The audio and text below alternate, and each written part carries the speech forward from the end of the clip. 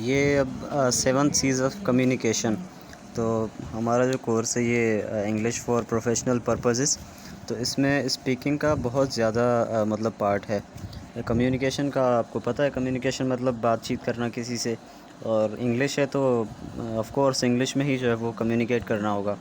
तो अब उस कम्युनिकेशन को किस तरह से इफ़ेक्टिव बनाना है हमने, तो उसके लिए कुछ स्ट्रेटजीज़ हैं, जैसे 5 स्मार्ट वेज़ ऑफ राइटिंग हो गया, और उसी में से एक जो है ये भी है 7 सीज़ ऑफ कम्युनिकेशन।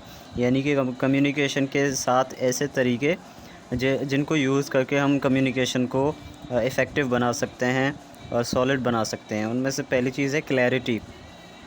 देखें, क्लैरिटी का मतलब होता है, आपने वर्ड सुना होगा क्लियर। क्लियर यानी बिल्कुल साफ़ और शफाफ कोई चीज़ हो जिसमें कोई भी डाउट ना हो। तो इसी तरह से कम्युनिकेशन में भी क्लैरिटी होनी चाहिए, यानी जो हमारा ऑब्जेक्टिव है या मकसद है वो बिल्कुल भी क्लियर हो, और उसमें जो है वो कोई भी कॉम्प्लेक्स वर्ड्स हमें यूज़ नहीं करने। और जो चीज़ हमें बतानी है उसमें कम्युनिकेशन में वो बिल्कुल भी क्लियर हो, क्लियर कट हो, उसमें कोई भी कॉम्प्लेक्सिटी ना हो, इतना मुश्किल ना किया जाए, उसको बिल्कुल सिंपल रखा जाए। तो ये हो गया क्लैरिटी। उसके बाद है करेक्टनेस।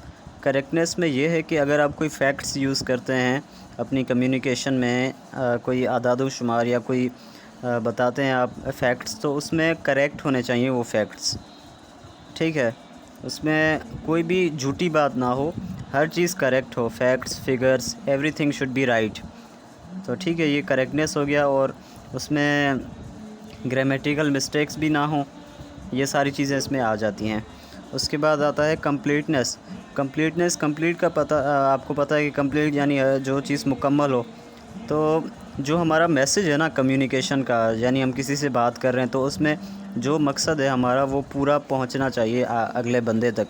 यानी जो हम कहना चाहते हैं वो कंप्लीट वर्ड्स में हम बता दें, हमारा मैसेज कंप्लीट हो जाए जब हम फिनिश करें इसको, यानी कंप्लीट होनी चाहिए हमारी कम्युनिकेशन।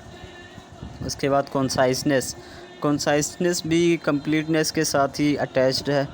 तो अगर कोई चीज़ कॉन्साइज़ होगी तो वो कंप्लीट ही होगी। तो ये दोनों इंटरलिंक्ड हैं, ये दोनों जो है ना, कंप्लीटनेस और कॉन्साइसनेस।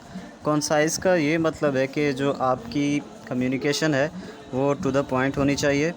ठीक है, आपको उस टॉपिक से हटना नहीं चाहिए। एंड यानी कोई भी आउट ऑफ कोर्स कोई चीज़ आप जो है वो उस कम्युनिकेशन में शामिल ना करें, ये कॉन्साइज़ हो जाएगा।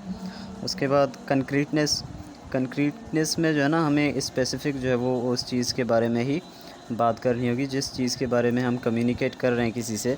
तो उसमें कंक्रीटनेस का यही मतलब है कि स्पेसिफ़िक जो चीज़ है, जो भी टॉपिक है, हमें उस पर ही रहना चाहिए, आउट ऑफ दिस वे हमें नहीं जाना होगा। उसके बाद 6 नंबर पे जो है वो कंसिडरेशन में ये है कि हमें केयरफुल रहना होगा कम्युनिकेशन में।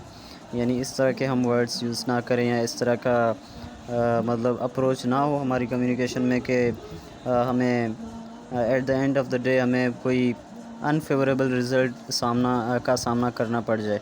ठीक है, तो ये कंसिडरेशन हो जाएगी। उसके बाद लास्ट में कोर्टियस ये है कि हमें अपना मैसेज पॉजिटिव वे में पोलाइटनेस के साथ हमें मैसेज कन्वे करना चाहिए अगले के साथ, जिसके साथ जो है वो हम कम्युनिकेट कर रहे हैं। तो कोर्टियस कर्टिसी से लिया हुआ एक वर्ड है।